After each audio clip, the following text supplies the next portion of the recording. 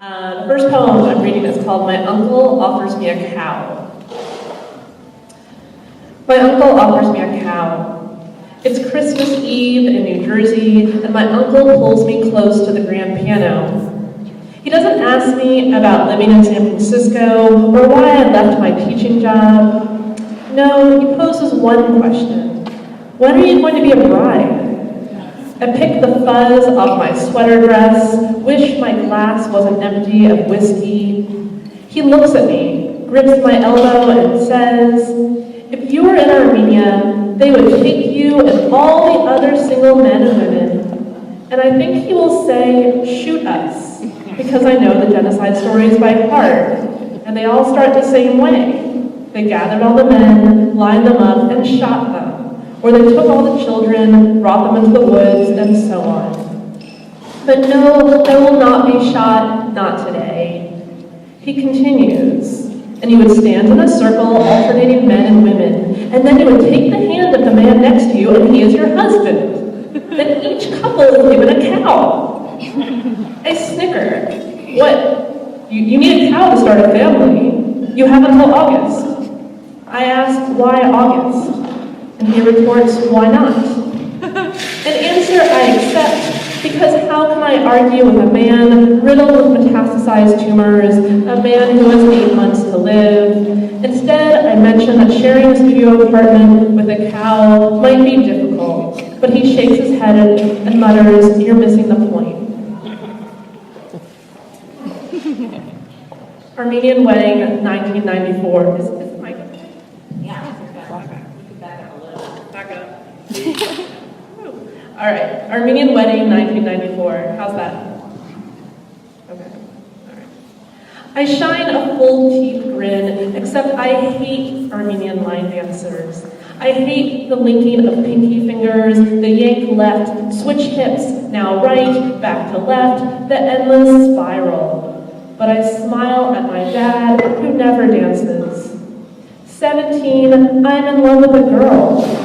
And I have illegal sleepovers and paperbacks traded with notes in the margin and red curls of her hair wrapped around my fingers like rust rings. But here, no one knows.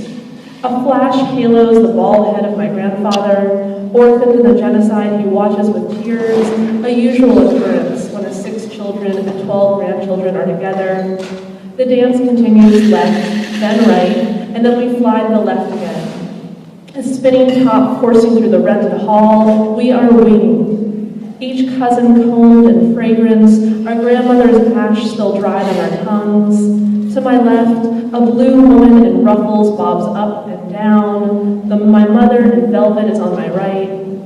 Earlier at the dessert table, I overhear a cousin tell his brother that gay Armenians do not exist. And my black heel kicks in the air. In less than a month, I waver and admit a crush on a boy who sits behind me in calculus, and she kisses a drummer in a punk girl band, and I snip off her anklet, still visible beneath my midnight black pantyhose, and at the blessed end of this song, I pray those pinky fingers will release their hold.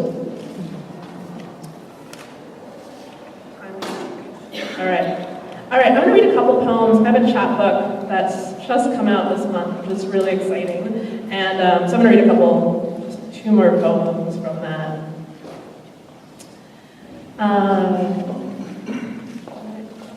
What others say, and these are all true. Your body will never be the same. My great aunt / neighbor / dog broke her hip too. Still taking Vicodin? I was walking 2 weeks later. Next time, remember to jump the track. If only you knew how to fall. And the last poem is called If I Hadn't Broken My Hip. If I hadn't broken my hip, you, instead of a nurse, would have unfurled my jeans from my ankles, slipping them over the curve of my heels.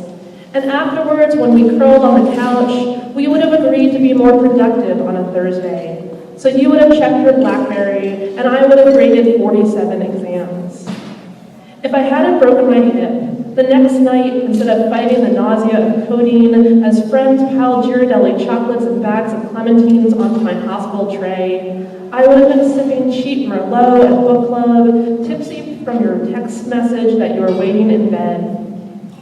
If I hadn't broken my hip, I would not have injected anticoagulants into my stomach and learned how to use a walker on a hospital floor.